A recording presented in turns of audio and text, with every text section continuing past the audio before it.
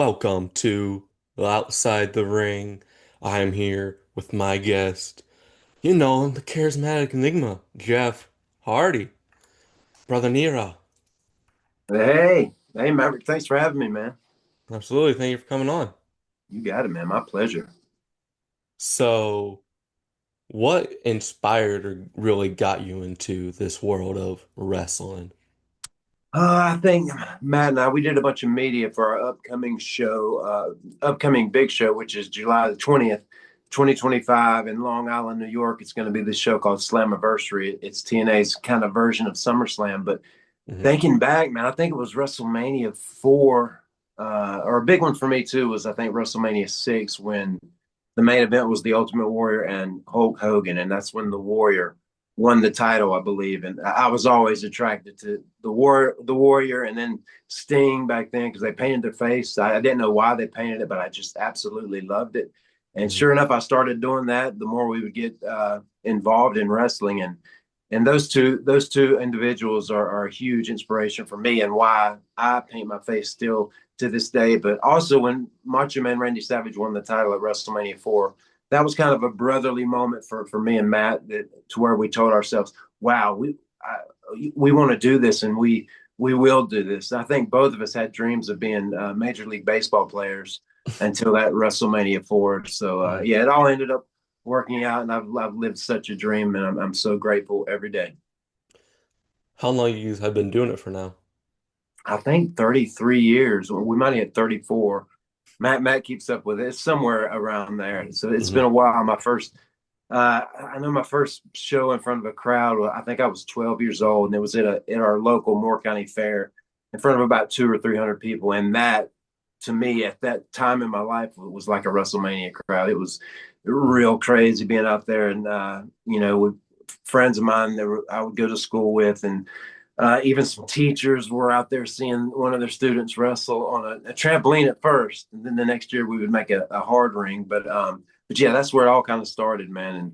And yeah, kind of we've never officially been trained. That's another interesting thing about our careers, but we just learned so much all the way along the way. And Gary Sabak, the Italian stallion, a man from Charlotte, North Carolina, had a lot to do with our success because he got us through that door. We were the nobodies for about 4 or 5 years, the jobbers working the superstars, and Hmm. we just kept doing that and making people remember us, and it all worked out. I seen somewhere that your first match was on Raw when you were 16. Yeah, How'd that come to be? it was the guy I just mentioned, the Italian stallion, Gary Sabak, and George South, a man by the name of George South, which I've seen George on the Indies, and man, he's a great human being, man. And Mhm. I actually got to do a little spot with him the last indie show I did. I went in during a battle royal or something, and we ended up doing the juke together, and he acted like he threw his back out, so that's a pretty good spot. But doing my dance, and that might even had something to do with him getting eliminated. But yeah, oh my gosh, it was crazy to be 16 years old, a junior in high school, and going home that Monday just to tell people next week you got to watch me on TV. I get my butt whipped, and I get it whipped real good. What, really? No way. Yeah, at high school, telling my friends that.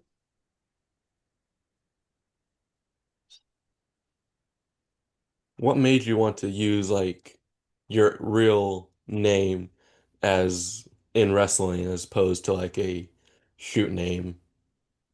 I think that they kind of saw something in the Hardy Boys. There was the mystery novels, the Hardy Boys and Nancy Drew, but they just kind of, I think, because of the Hardy Boys and Nancy Drew, I think they kind of saw something within us being a brother tag team. So the Hardy Boys just felt right, with a Z instead of a S, because this is back in 1997 or something like that. A Z was very cool, instead of an S. But yeah, and just it just kind of felt right, and they rolled with it, and now it's super weird. One of my ongoing jokes is, yeah, we're just the Hardys, the Hardys. Well, naturally Santino in TNA calls us the Hard Boys, which I comically love that. Mm. Uh, but yeah, Hardy men just don't flow and wouldn't sound right. So, but a lot of times the way I say Hardy man. I think that comes from some kind of commercial that just doesn't flow. So Hmm. yeah, they ran with that. I think it's mainly from the mystery novels of the Hardy Boys and Nancy Drew back in the day, and then Matt and myself and Lita kind of became Team Extreme. Our impersonation of the Hardy Boys and Nancy Drew. Most definitely. When I first found out about WWE was during pandemic, and a match popped up recommended for me on YouTube. It was actually you versus Undertaker. Raw 2002 ladder match. Oh wow, yeah, that's a big one, man. What I was it still, like working with someone such as Taker, especially during that time? man, mind blowing. I always remember the first time I walked into the WWE. It was very surreal. I was only Mhm. 16 years old, and this was back when there was a fake Undertaker. Working with the real Undertaker, and that was one of the first things I saw in the back was the fake Undertaker, Bizarro Undertaker, Mhm. getting his tattoos on for the night, and it was just so surreal. But yeah, I still get compliments on that match, man, and I'm so proud of the selling in that match and just the story of the underdog versus the man, Mhm. the legend, and just the whole metaphoric figure of speech, whatever it is about never giving up and continue Mhm. to get back up and bounce back from whatever may knock you down. So that tells such a great story with that. And I think if you watch that match back, and it still lives up today here in 2025, it's a great example of the way a comeback should kind of blow up when the underdog is getting destroyed during the heat. Mhm. And there's an amazing comeback, and it was so real looking. Even now, when I watch it back, because I just felt all that passion and adrenaline from being a pro wrestler. Mhm. But yeah, there's a great comeback in that match that I'm super proud of. And overall, I'm just as far as my singles career, that's probably my number one favorite match of my singles career. Most definitely. And you have to feel the intensity in that match, especially since you were only doing it for so long at that point. And there were moments where the fans honestly thought you were going to win the title before Taker came up there and then choke slam. Yeah, And Jim then, Ross commentating is amazing in that match too. I forget oh, what it was. Yeah, climb to something. I forget what it climb the was. ladder, kid. Make yourself famous. Yes, that's it. It's the exact words, man. So that's so cool. Oh my god. And Jerry Lawler and Jim Ross are by far my favorite commentary team of all time, man. Mhm. And then after the match, just, you haven't broke me, Taker. Well, I'm still standing. And then Jim Ross, or whoever it was, no, you're not. Oh, cut his mic off. And then Taker just Yes. comes in there, hesitates punching you, and then just raises your hand or Yeah, arm. beautiful, man. And that was the first time I think I'd ever the show went off and I was the last thing that people seen. And it was like me just, laying sideways. You could see a little green paint on my face, and I was just kind of making sure I could still feel my fingers. And I was so proud. And even thinking going back to there now up here, I'm just super proud of that opportunity and the outcome of that whole situation. Without a doubt. Now, how did you come up with like your nickname or moniker, the Charismatic Enigma? Yeah, I kind of got to give Matt credit for that, man. I think when I first went to TNA, for the first time, Matt had said, "Man, it'd be cool if you were like, I don't know. I think I've been called an enigma of some sort, maybe in commentary by Jim Ross, probably. But Mhm. one day, Matt, as far as I remember, Matt just said, "Man, what if you were like the charismatic enigma?" And I was like, "Oh my God, that's amazing." So now that I kind of ventured off into my own wrestling journey in a completely new company. Yeah, I got to give props to Matt for that, man. He said, "What about the charismatic enigma?" And I was like, "Oh my, I like that, man." And it's stuck. And now, even for people that don't understand, I write this on a lot of posts now, like when I'm doing lawn work or music or something that I find extreme peace in. I write C Enigma Zen, like SEE, Mhm. Oh, Enigma Zen, and that just means I'm at peace with whatever it is I'm doing that I'm kind of sharing with the world. So that C Enigma Zen means, me at peace with the world and myself. And the Mm, word C is just like the letter C. That's kind of mm, the confusing thing. So that's what C Enigma means. Is the word C is mm. means C is in charismatic. Now, how did you and Matt, obviously you guys team was the Hardy Boys, but how did you guys get to teaming as the Broken Hardies? Oh man, this was definitely all Matt, man. I'll never forget this, and I've said it a lot. Again, doing media for our next week's show, Slammiversary, July 20th, 2025. It's going to be amazing. But he just said he'd been watching these shows. He watches a lot more TV than I do, and he was a fan of all these Mm, shows. I think Dexter was one. Breaking Bad was another, and the show True Blood, that the show that was about vampires. mm, Like I think he took those three shows and kind of combined this idea in his head that he wanted to become, and he said, "Man, yeah, we're gonna have this match, and you do something really big to me, man, and it's gonna break me, and I'm gonna dye a blonde streak in my hair and just be different." And that's all he said. And this was before I had any idea what delete was mm, going to actually mean. When he started doing that, and I was not tech savvy at all back in those days when it comes to the internet. mm, But yeah, when he started doing that delete thing with little motion, I was like, oh my God, he is on to something here. And then when move forward and you start to hear people chant it, like just like you hear people go, woo, or yes, or yeet. Matt had created this thing, delete, and it caught on, man. And I'm still a mm, little envious of him with that because I've never really done anything other than the juke is pretty well mm. known, my little dance that I do, but I still would like to come up with my own little thing like delete, yes, yeet, will you believe in Joe Henry? One of those little things like Mm. Jeff Hardy style. I'll catch myself doing juke here and there. Yeah, man, if you don't got paper towels, it works great, man. Oh, I just made a Facebook post about that because I was at school, they didn't have it, so gotta whip it out. Gotta whip it out. Yeah, man. How'd you come up with like this hand signal? That Or came from Willow, my alter ego, alter Nero. Back in the day, me and Matt worked together on the indies all the time, and it was always Willow versus Surge, which was his stage name at that time. And Willow was just kind of a like what I enjoyed most about being Willow is like nothing had to humanly make sense. I could just go out there and be some type of alien because I was wearing the mask, and I got to be a little bit of a bad guy or kind of in betweener. But yeah, Willow is where that kind of originated from, and the original feeling of it was just like, yeah, because we're jumping off this stuff and like doing these crazy moves to each other, and it's kind of like a slow suicide to our body. That was like the original like thought behind it, but now it definitely just is the Hardy Boys hand sign Mhm. forever and then some, and you just if you're jumping off something, if you're going to jump off something, put somebody through a table, jump into some thumbtacks, whatever you're going to do, like you'll be all right as long as you do this before you jump. You just Mhm. got to do this before you jump. None else gonna work. You gotta do it. Yeah, yeah, it'll bring you luck. How'd you come up with your alter ego, Willow?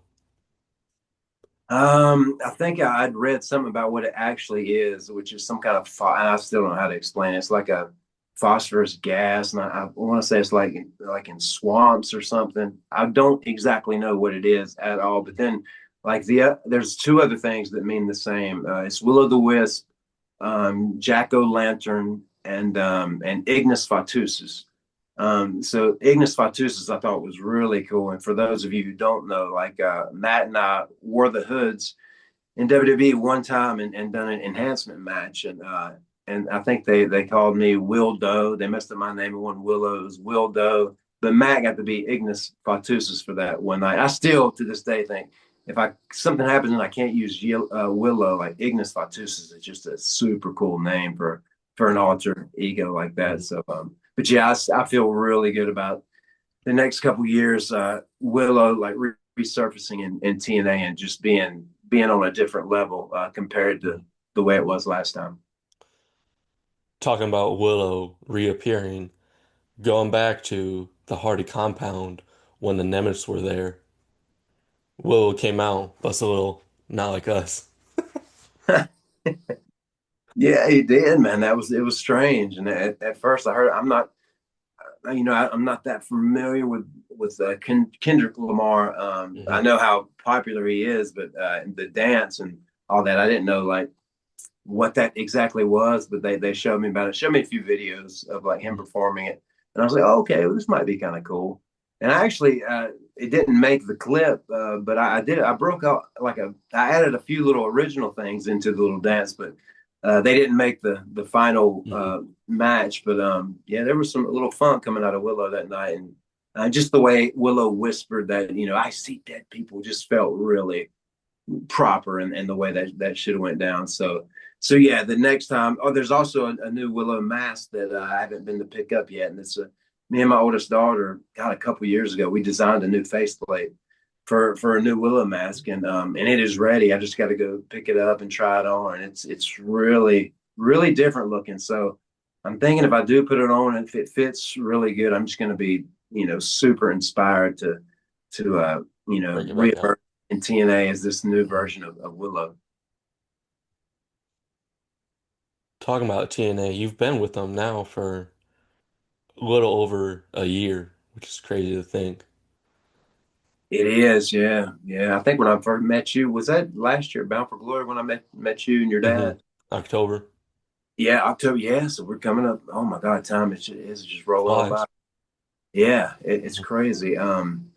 So yeah, yeah. So I guess I'm thinking about Slammiversary, which is in a few weeks. It's going to be. I think it might be the. I'm predicting it might be the biggest TNA show of all time. Like with the amount of people in there, Mhm. so it's at a big arena. I think the last time I was there. Oh, this is what I was trying to think of. The first time I wrestled Darby Allin in AEW was in this arena that Slammiversary is going to be in. So when I heard that, I was like, oh man, this is great. So Mhm. and we're in a four-way ladder match with first class, the Nemeth brothers, uh, and the Rascals, Yeah. and it's a four-way dance for the TNA World Tag Team titles, man. And I think it's definitely going to be a game changer when you think about ladder matches. It's going to be in a league of its own. Hmm. And the four-way ladder match is kind of like the same match you won the titles in at Bound for Glory, except it ain't Full Metal Mayhem. Yes, yeah, for sure, man. That match was real special just because I put so much work into paint and everything, and it did just the way it looked. I mean, I was super proud of that because everything was painted up Jeff Hardy style, and the way the tables were leaned up against the ring and the canvas, and oh my God, all those chairs. The one thing about the chairs, man, they are really hard to paint, and when I take time like painting a chair, they can look really cool. Like for example, the one that's in one of my AEW figures, it was right when I returned the last time. And Hmm. my youngest daughter, Nero, helped me paint it up, man. It was a super neat chair, but that made it into a little action figure, box with me. So it's kind of immortalized. And that just means so much to me. And it's so special because I was just looking at it like I do art every day, like on canvases. I just stare at it obsessively. And I asked Hmm. Nero, I said, hey, Nero, you think you could put a few hairs on this dude's chest? And sure enough, she just threw some lines on the chest. And now that thing is in an action figure and is Hmm. immortalized, man. It's just, that makes, especially all the face paint I do when I see it immortalized in form of a action figure. I'm like, okay, that's why I do this. And when I seen like the tables, ladders, stuff come out all painted, I'm like, that's Jeff Hardy's work right there. All And right, then I cool. seen like you uploaded stuff from like time lapse and stuff of you doing it. Yes, yeah. That canvas was, oh my God, it was a lot. And they sent me two canvases. And after it was all over, I was like, I don't think I ever want to do that again. But now that it's almost a year ago since that happened, they had Hmm. sent me two canvases, and right away I was like, okay, if I get this first canvas right for this Bound for Glory, then I'll have another one to do. But if I ever do another canvas again, and for a Full Metal Mayhem reimagined match, I'm thinking about doing everything black and white, maybe some gray too, or Hmm. chrome. I just do everything kind of black, white, gray, or chromish instead of any color. So Yeah, I know within myself, I definitely want to do another Full Metal Mayhem match, reimagine and do everything in black, white, and gray, and a singles match too. I would like to sing Hmm. my original theme song for TNA called "Modest." It's a new version that we got going on. I would like to sing it on the way to the ring for the Hmm. Full Mayhem match reimagined, and then all my little loves and hobbies kind of come together and can be one for one night of a pro wrestling match that's like no other. Most definitely. What kind of inspired you, or what inspires like your painting?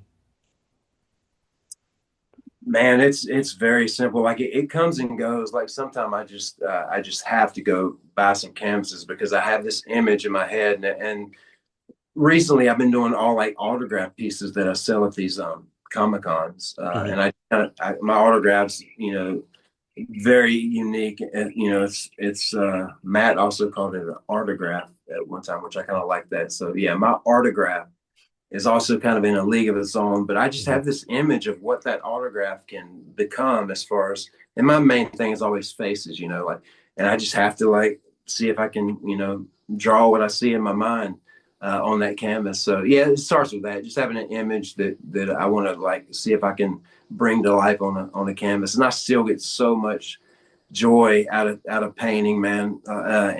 And I'm so grateful for my daughters are way better at me, like realistically, like drawing things. So I learn from them, and we paint and draw and stuff together all the time, and still get so much joy out of that. So yeah, it's just I think it's always going to be within here and here. Like when I see an image in my head, I have this urge to kind of bring it to life. Most definitely. I see one of your paintings right behind you.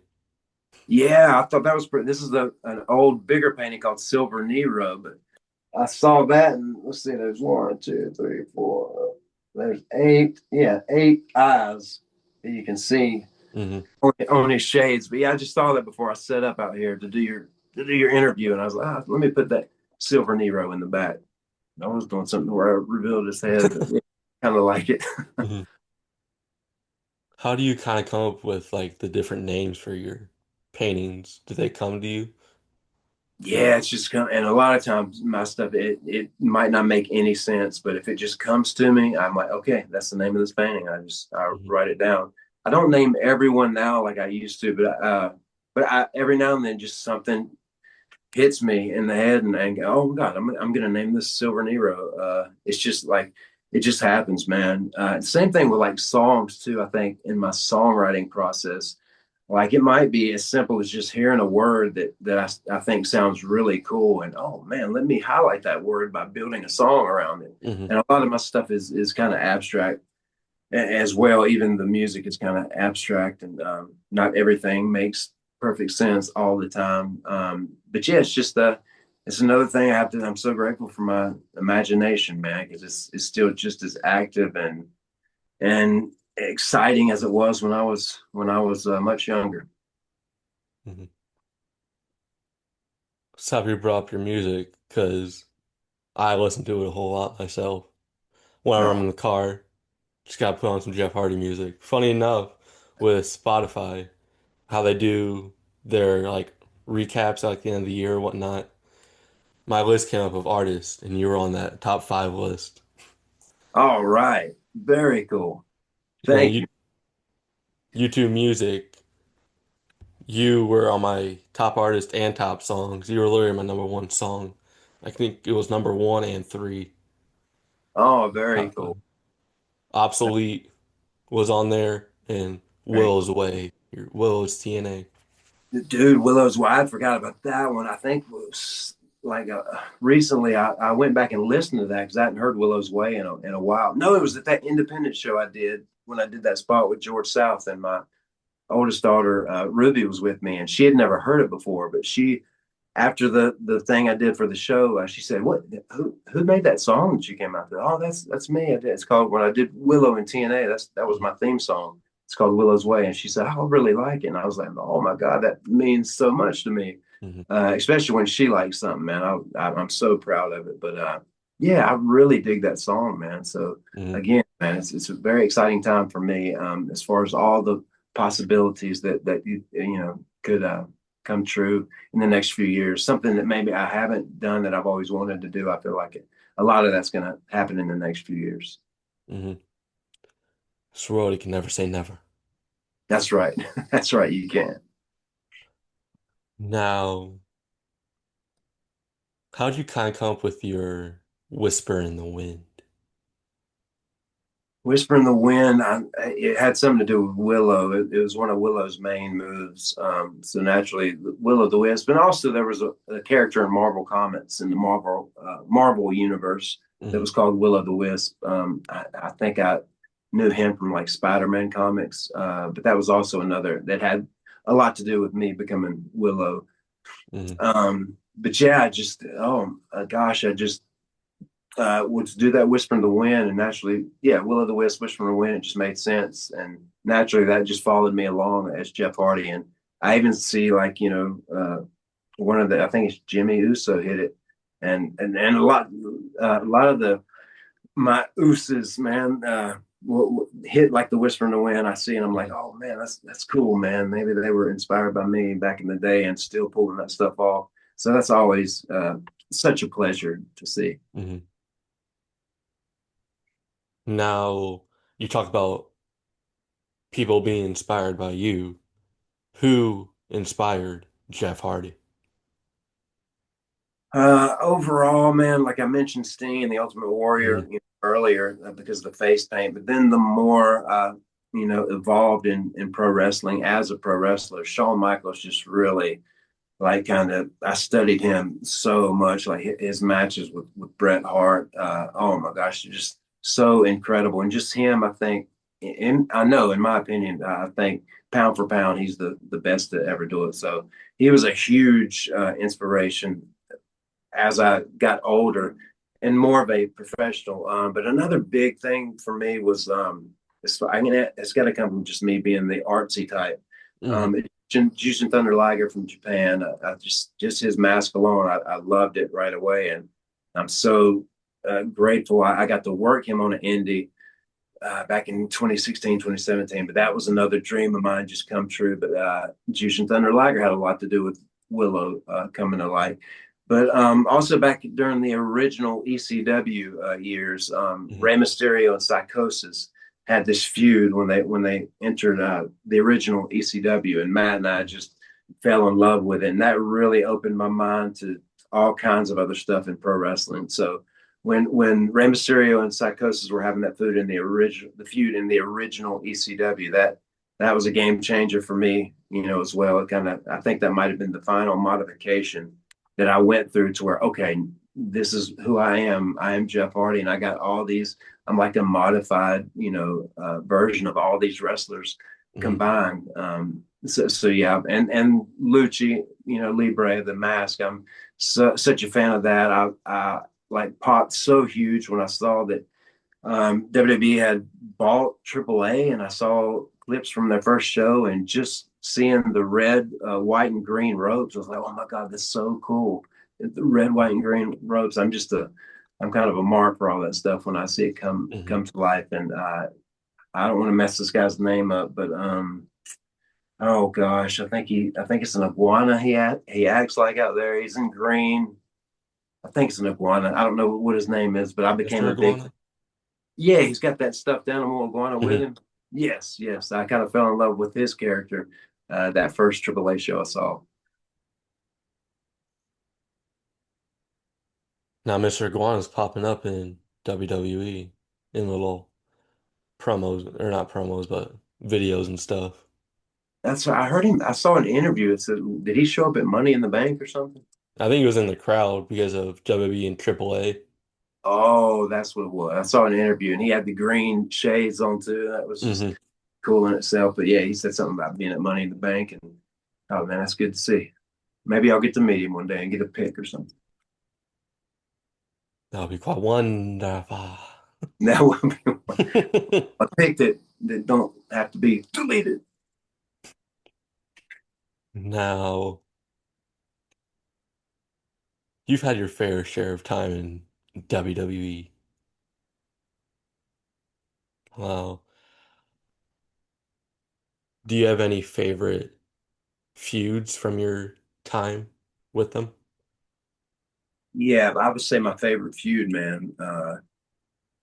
Naturally, the one with CM Punk's up there, but like my favorite overall was Umaga. Working with Hmm. Umaga, we had just one of the greatest, I think, Falls Count Anywhere matches of all time. I got to do a Willow spot in that match, and I slid down like a stairwell railing and was able to clothesline, and then we tumbled down the stairs. Hmm. Yeah, Umaga, definitely is my favorite feud of all time in my singles career. Naturally, when I think about tag team wrestling, Edge and Christian and the Dudleys, I mean, will always be that. But yeah, and then even working with Taker, man, it was just all that stuff was just me living out a childhood dream, Hmm. basically. I'm again so great. Absolutely. Do you think we could see the Hardys return anytime soon to WWE? I know I, you guys participated in NXT.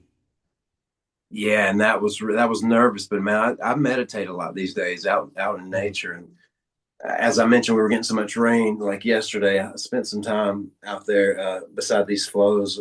I've got like 3 or 4 meditation spots around here, Hmm. and I kind of like I call it manifesting because it's like manifestation and meditating at the same time. Hmm. So I'll completely give my brain a break for 5 10 minutes, and it's such a challenge. But when I do it right, man, 30 minutes can feel like 4 or 5 minutes. But now I've kind of even before we did NXT, I mean, there were times when I would just kind of manifest a little bit and think about the Hardys being in NXT for the first time because we Hmm. had never done that before until now. It's been done so naturally. I'm manifesting about hearing no more words again at some point, whether it's a Royal Rumble or whatever, just something Hmm. because that's my favorite theme song of all time, and I think that wrestling fans will always like remember that, and when they hear Hmm. those songs, they'll know who it is. So yeah, I feel like it's very possible within the next few years of something happening, and then eventually, you know, being Hall of Fame people, by 2029 or 2030. I was saying 2030, but I was thinking about 2029 this morning. Maybe that'll be the year. But Hmm. it's I think it's well deserved, and yes, it feels like us showing up in the WWE universe again is a meant to be kind of thing. Hmm. Now you brought up a Hall of Fame induction for you guys potentially by 29 or 2030. Going back when you got released in 2021, there were reports that you got offered a new contract along with a Hall of Fame induction. What kind of made you turn that down? Yeah, it was just the Hall of Fame induction, and it didn't feel right. It didn't feel like it Hmm. was time, and naturally not going in there with Matt kind of bothered me. Hmm. It just didn't feel right. I couldn't see it happening, and it was just like there's no way it's not time for that. There's more for me to do before that actually happened. So yeah, it was a simple. It didn't take me no time to it was a real quick. No, I can't do that. And I think my first words were I can't go in there without Matt.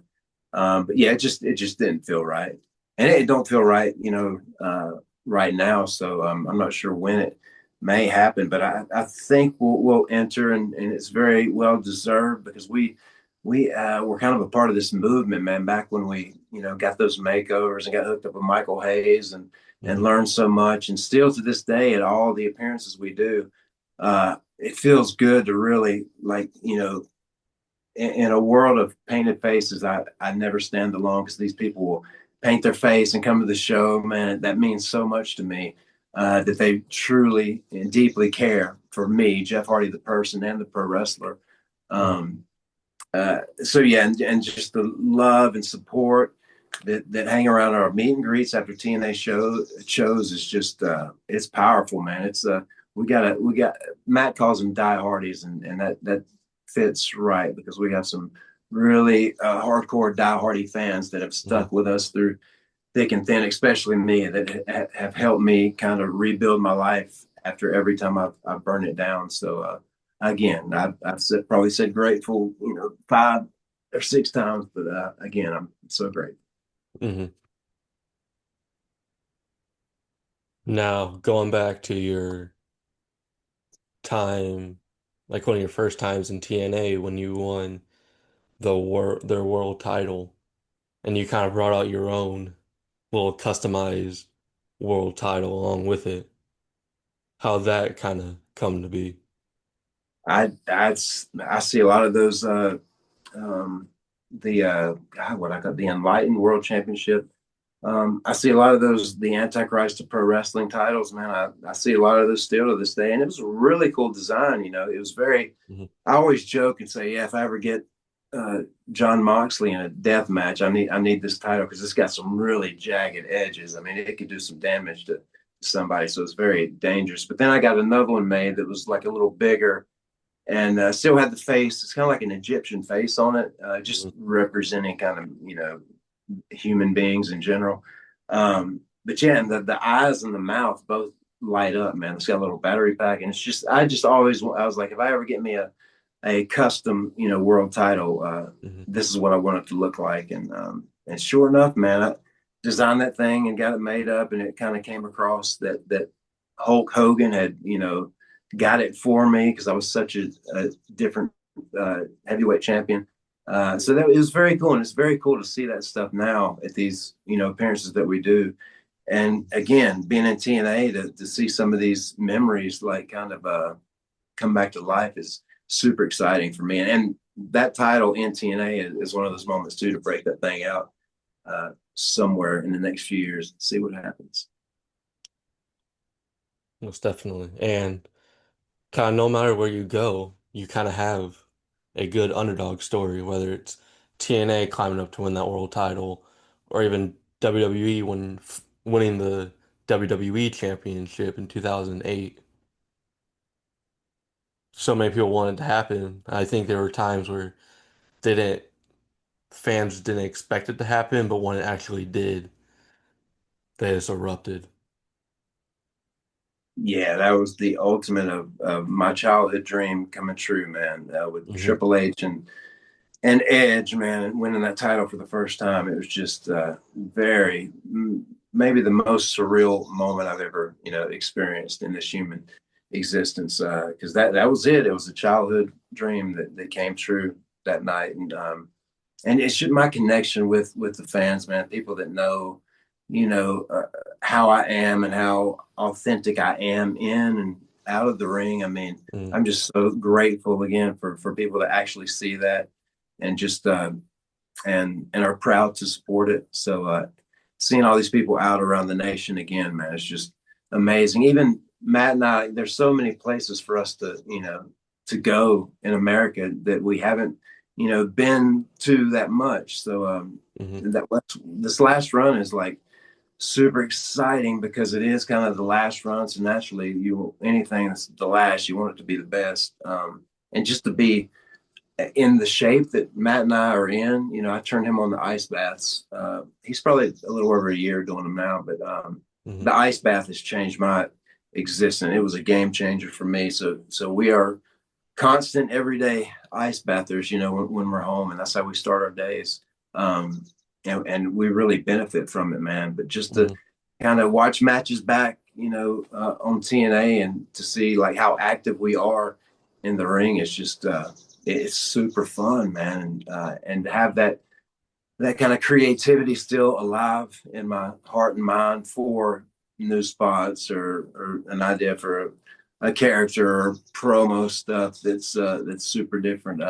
It's just fun to dream up all this stuff and then Hmm. bring it to life. And again, Slammiversary 2025 on July the 20th in Long Island, New York, man. It's going to be a amazing show, and that's what I still love so much about the craft of pro wrestling is dreaming this stuff up and bringing it to life. Most definitely. Man, is there a dream opponent that you've never had the face to chance to face that you really wanted to face? I used to say Andre Giant a lot, but it's probably the Warrior, man. Interesting fact, I've never actually I never actually got to meet the Warrior in person. Came close many times, but Hmm. just talking about that WrestleMania 6 that kind of changed my outlook on pro wrestling and outlook on what I wanted to do, for a profession. Yeah, I never met him, but definitely that's a dream match of mine to be in there with the Ultimate Warrior. Just his entrance alone and the energy that came with that, man, just to experience that across the ring from him would have been amazing. But then Andre the Giant's one too. I did Hmm. see Andre the Giant live in Fayetteville, North Carolina when I was real young. And oh my God, that was just seeing him walk by, just a huge man. But yeah, I never got to meet Andre either or the Ultimate Warrior. But my biggest dream match would probably be the Warrior match. Hmm. Seeing two face painted wrestlers going at it. Yeah, man, that's an exciting night, man. What is it like working with these younger talents, such as the Rascals, Austin Theory, Cedric? It's been amazing, man. We were working with oh gosh, we're working with ABC. Those guys, or Chris Bay. He got an injury. It was shortly after the Bound for Glory Hmm. last year. But it was I learned a lot, man. Just like and I think the most important thing that I have learned is like how all these different combos work instead of just like one wrestling spot going into another one, then it being over. It's like one spot goes into one spot, and then another spot, that spot, and then one more spot, and then another spot that combines all these little Hmm. spots to make up a big set of moves or whatever. But it's kind of cool. So now naturally, I've been like seeing things, and Matt and I are kind of doing some of that, like one thing after the other, and it's like this collection of these cool little spots that kind of make one move set or whatever. And just man, some of these guys are so fast. When we went to NXT, working with Fraxium, Hmm. I'm 99% sure that's the fastest team I've ever been in the ring with. Man, those guys were just lightning fast. So yeah, it's definitely different, man. But it's nice to be able to get in there and listen and learn still, and just watch kind of the way wrestling is now, and then kind of modify it and make it your own. Hmm. Now, what would you say is your scariest spot you participated in? Oh, without a doubt, it was the first big swanton I ever did in TNA. It was over the stage, and Hmm. it might have been through two tables. Abyss might have just been on one table. It was just a long way to jump and a very scary, like one take thing. Either this is going to work or it's not going to work. So this could be either be really good or like really bad. Hmm. But I think it was around 30 feet. The one I did on Randy Orton was I think it was 33, 34 feet. So that's the highest one I've ever done. But the one in TNA definitely was the scariest that I Hmm. ever did. And I could look down and see the people watching the monitors in the back, and then I looked back at what I was about to jump over, and I just remember thinking, "Oh man, this might be it, Jeff. This might be the last swanton you ever do." Hmm. And then luckily, man, I got through it. But yeah, without a doubt, the first big swanton in TNA was the scariest. Hmm. Now, is there a spot or even stunt that either you turned down or you brought to like TNA WWE that they turned down because someone thought it was too dangerous? Yeah, there was one like an idea I had for a spear, and it was Brock Lesnar would have been the one spearing me. But the idea was like it was back when we were working with Brock, and the idea was like Paul Heyman. If I can visualize this, Paul Heyman would have been like I was about to hit the swanton on Paul Heyman, Hmm. but Brock Lesnar would be in the bottom of the turnbuckle, and I would be on the top of the turnbuckle. And so the idea was I was going to try to hit Paul Heyman with a swanton, but as I'm all spread out in grace, and Hmm. before I tuck, Brock was going to be able to spear me upside down out of the air, and I felt so much like it could happen and it was possible, but we ended up we didn't try it, but fast forwards a little bit into my run in TNA after that run in WWE. Myself and Ken Anderson and Kurt Angle were having a three-way match It was the one when I did the when I did my little heel turn to the Hmm. end of pro wrestling. But you can watch that match back, and me and Kurt Angle attempted it, but we did not pull it off. So, but we did go for it. So Hmm. I love going for stuff, but it does kind of suck when it don't work out. But we went for it. There's got to be a lot of speed and timing's got to be just right to pull something like that off. But yeah, I think that's out of my memory banks now and my imagination as far as I've kind of given up on that spot. Hmm. Now, going back to 2018, you battled the Viper, Randy Orton, inside Hell in a cell. If if I'm not mistaken, that was your first and only Yes, match sir. like that. What was That's my that like? first and only. It was another dream come true, man. For the longest time, I was, when the Mick Foley Undertaker match happened, Mhm. Matt and I were watching it at home, and I just was blown away like everybody else in the world watching that match that he got through off the top of the cage right from Oh, the get mhm, go. And then to come back and climb back up there and then take that choke slam. Oh my God, it inspired me so much to like one day, dude, I'm going to do something that's along those lines. It's something like mhm, that going to survive. But as time would pass, I finally like kind of gave up on that. I don't care about doing the big swanton off the Hell in a Cell into the crowd or anything mhm, crazy like that. So, long story short, my Hell in a Cell moment, instead of some big crazy bump or big crazy swanton, was Randy Orton putting a screwdriver through my ear and twisting it and me just going as I thought my ear was about to rip off. So mhm, that's what I consider my Hell in the Cell moment, and I'm mhm. super proud of it. Another spot, jump forward a few years. You, Sammy, and AJ in your guys' triple threat ladder match. Sammy pulling out the handcuffs, attaching it to your ear, and then to a ladder. Yeah, I thought I thought the Hell in the Cell spot with Randy was crazy, but this one with Mhm, Sammy was nuts. It was so terrifying, man. That I think it was a 6 foot ladder, man, attached to my earlobe, and as soon as it was attached, something happened and the ladder fell and I didn't catch it. And it just pulled my ear, and gosh, mhm, I I was in disbelief that it didn't rip my ear out, mhm, and yeah, just to carry that, to get that in the ring, man, was such a challenge in itself. And what makes it even more strange, like, is it was in that Thunderdome during the pandemic, to where you got all, like, however many people watching you through Ladders. or FaceTime, Mhm, whatever. It was just such a strange time for pro wrestling. I always remember walking into that place for the first time and seeing all those screens and just being mind blown by what WWE had done, to get through mhm, this pandemic time.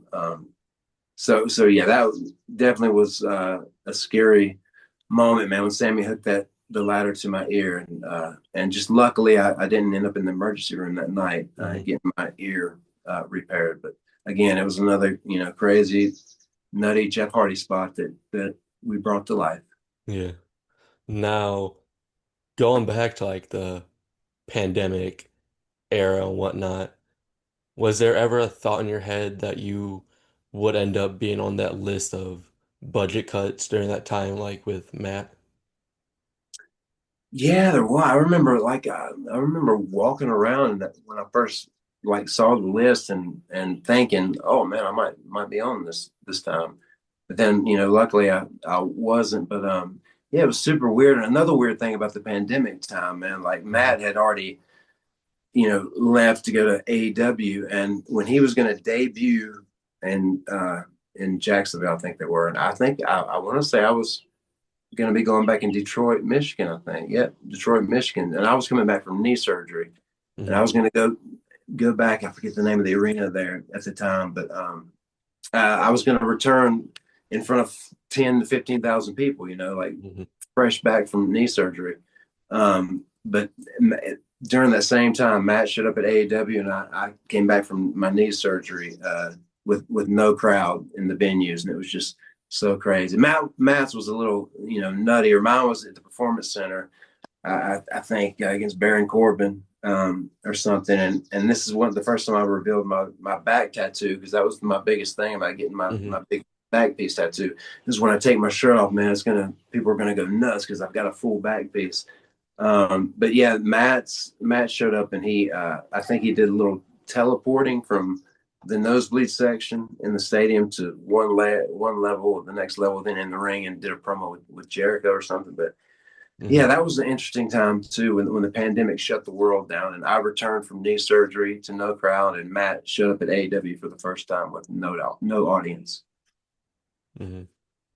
So you guys were kind of in the same boat when you returned and he debuted. Yeah, yes, it was very very strange, man. Hey, hey, hey, what's going on?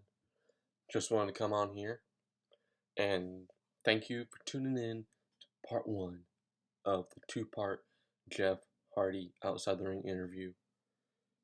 We went on for quite a bit, so I decided to chop it up into two parts. You just watched part one. Part two will be coming soon at a later date. It got extreme, and you don't want to miss when it drops. So make sure you're subscribed here on YouTube, following everywhere you can find podcasts, Spotify, Apple Podcasts, places like those. You can check us out on Instagram and TikTok, outside the ring underscore. I post clips from most of my interviews, including this Jeff Hardy one. And yeah, oh, Facebook, outside the ring podcast. If you just search that up, you can find us on Facebook too. We're working on getting an X/Twitter around and figure it out. So yeah, stay tuned. Much love, and let's hope part two doesn't get deleted. This is Immortal.